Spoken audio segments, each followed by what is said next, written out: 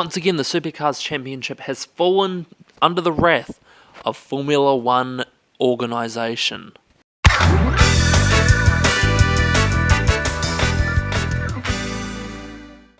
So, Supercars has been and gone for the weekend. They were racing at Albert Park following Formula One for their first round.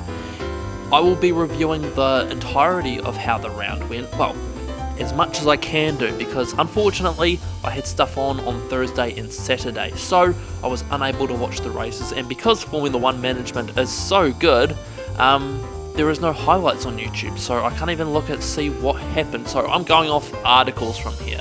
If you like this video and you want to see more from this content, give a like and a subscribe. The support would be very much appreciated. And if you want shorter based content, go onto my TikTok where I upload daily news videos. So the first race is the one of them that I missed because of other commitments, and it was a Triple Eight lockout on the front row. Brooke Feeney got pole over Will Brown, and it was a case of whoever led into turn one was going to lead and win that race. That was the team agreement that they had, so they didn't chip over each other. And it was Brooke Feeney that would end up leading into turn one and winning the race. It'll be his first race win of the season, and in fact Chevrolet's, because Tickford had that sweep with Cam Waters. It will be Will Brown in second place, but there'll be a surprise third place competitor. Cameron Hill of the ACT would get his and the Territory's first ever podium in the Australian Touring Car Championship. What a fantastic achievement for the man. Some other notables in this race was a lot of biff and barge, very close racing. James Courtney did not start because of a practice crash and a lot of hurt feelings. Race 2 was another good sprint race, and it would be Cameron Hill that would be leading in turn 1, and he had a good gunner behind him because it would be his teammate Nick Percat that would be holding up in second place. Once again, it's one of those cases where there was a lot of biff and barge around the place. Jack LeBrock was not happy with Ryan Wood, and there was a lot of social media controversy because of the footage. Wood got a penalty for the spin, but it looks like LeBrock turned down on him, and that's all I'll say about that. And it was a time certain finish once again, but it would be Cameron Hill that would end up getting the win, and it would be Matt Stone Racing's fourth win of their entire franchise history, and it would be in fact the second car of theirs to win. If you don't remember, the one that Jack LeBrock and Nick Percat won, that was the exact same car, so this is a different car. And in fact, Cameron Hill was the 87th different winner to win an Australian touring car race. It'll be Brooke Feeney in third. Some other notables were Andre Heimgartner getting a top 5 BJR. Cooper Murray finally had a good result this season, nabbing a top 10, and Anton De Pasquale would keep the top 10 streak alive that he's accidentally found himself in, finishing either 7th or 8th in the first lot of races. Race 3 was another race that I missed because of commitments, and it would be once again a Triple Eight 1-2, but this time they would flip the script on this one. Will Brown would get his first race win of the season, and not only that, he would leapfrog Cameron Waters in the Drivers' Championship. Brooke Feeney would get second place, and once again it would be a Matt Stone Racing podium. Nick Percat this time got third position, holding off the two DJR cars. Good to see those cars have also got speed. With no power steering, he wheeled that thing to third place just. Ryan Wood had a good result in the first race and backed it up with another good result in this third race, getting a 6th position, and Richie Stanaway would just missed out on the top 10, finally getting a good result this year, getting 11th position. Race 4, well, it was a wet one. The race started under safety car. They followed the safety car around as my lights fuck out, and it would unfortunately, because of the amount of rain on the track and the rivers that would go across the track, the race had to be cancelled. This is mainly due to, I think, two factors.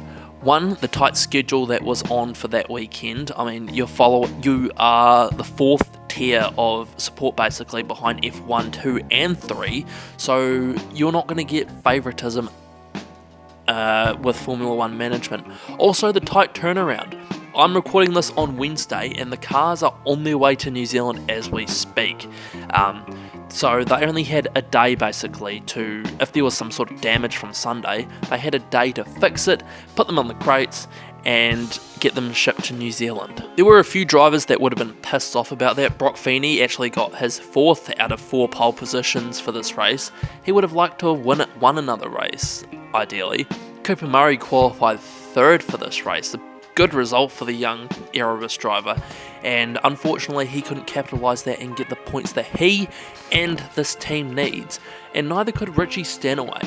Peter Gibbous was miffed to the bloody moon and back because of this, because Richie Stanaway is a gun in the wet, and he qualified 4th, so he was basically a lock for the podium, and he could have even won the race for Premier, which would have been either way, that would have been their 2nd podium ever, and their 1st win ever. The driver that did capitalise on it the most was Will Brown. He qualified 21st for this race, which was terrible because of a crap qualifying, and then he got a 3rd place grid penalty for holding up Chaz Mostert, who also had a terrible qualifying.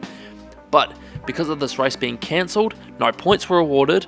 Will Brown, who was in the lead of the points for the round at the time, won the Larry Perkins Trophy, so he got crawled out of the hole on that one. So who impressed me this weekend? Well, easily the Matt Stone Racing duo. Cameron Hill and Nick Percat put on a clinic for the other teams.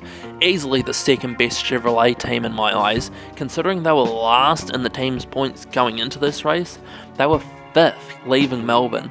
It is an impressive leapfrog. Obviously Anton De Pasquale, he kept the top 10 streak alive and is somehow getting 7th and 8th, even sitting 7th in points ironically. And also Ryan Wood, yes, he got 22nd in one of the races, but in the other ones he got 5th and 6th. It's the consistency that Walkinshaw is needing to look for. It's just a shame about the 2nd race. As for the drivers who had a spark plug loose in their cars, as I like to call it, because all these drivers are talented, none of these drivers are crap, so I don't like calling these drivers crap. Their cars had a few issues. One of them being Cameron Waters. I mean, going from the weekend he had to not even getting a top 5 in the 3 races, it's sort of deflating really. Chaz Mostert also had a bit of a shocker weekend. His best result was 10th twice, and considering he is 4th, he is lucky to be 4th in points. Mostert has Kostecki, Payne and De Pasquale hot on his heels in the team's points. James Courtney, after quite a good first round, had a shocker this weekend. Obviously Thursday was a write-off because he crashed in practice and couldn't start qualifying or the race, and in one of the qualifying sessions he got disqualified and had to start at the back. But for the 2nd weekend in a row, I will give the Running on 7 Cylinders award to David Reynolds. Considering where his teammate is with the 100% top 10 finish, in fact ADP is one of only 3 drivers to get 100% top 10s, this is very disappointing from the veteran. I mean, he's 22nd in points. Who had this going leaving Melbourne? I mean, Richie Stanaway is only 3 points behind him, and he had that engine failure at Sydney. So, and plus, if race 4 even did go ahead, Richie Stanaway would have definitely leapfrogged him in points, so it's very disappointing from the veteran. And I don't know if he's on a contract year, but there are a lot of guys in Super 2 bouncing around looking for his main game seat, and I think Harry Jones would like a year or 2 in Supercars as well after dominating Carrera Cup, so it'll be interesting to see what he can do to pick up the pace going into Taupo. My 3 predictions were a bit of a hit or miss, not gonna lie. I may have overhyped Aaron Cameron considering he had about 3 days to prepare for the weekend. I said that he would get a top 15. He didn't. I think his best result was 19th in the 2nd race, so we'll see how he does in Taupo. The 2nd prediction was that the non-top 5 team points would get a podium. So at the time it was Tickford, Triple Eight, Walkinshaw, Grove or DJR, anyone but those 5 teams. And Matt Stone Racing sort of kicked it out of the park on that one, thanks for them MSR. And back to the slumps with my last prediction, I thought Premier was going to get 2 top 10s this weekend. If race 4 did go ahead, possibly, because, I mean, like I said, Stanaway and James Golding isn't too bad either. But unfortunately, this prediction was not successful. As for the points, like I said, Will Brown leapfrogged Cameron Waters in the points from 1st to 2nd. Brock Feeney is in 3rd, and Chaz Mostert is sitting in 4th. Some notables are MSR with a double top 10, 8th and 10th. Like I said, Anton De Pasquale is 7th sitting at the moment, Brody Kostecki is 5th, and Thomas Randall is in 9th, which is kind of disappointing. And when you look at the Teams Championship, it is there is a bit of a downgrade for the team that he's running in, because Triple Eight are back on top of the team's points. That first garage that Tickford had for the first time ever, yeah, that's gone now. I hope they enjoyed it. Some notables, like I said, Matt Stone Racing in the top 5. Grove have gone to 6th, and Team 18 and Erebus are actually 3rd and 2nd last respectively. So I think they're more of like one driver teams, because Murray unfortunately hasn't had the good results, and David Reynolds, well, whipping over David Reynolds' slump. So that is my review from the second round of the championship. I know this seems a bit like it's a bit put together at the moment. I'm doing this on the couch on a Wednesday night, when it probably should have been done on Monday, honestly. But if you like this video and you want to see more, the support would be very much appreciated if you subscribe. I love making these YouTube videos, and the support really gives me feedback and the motivation to do more of these. So I will see you guys in the next video.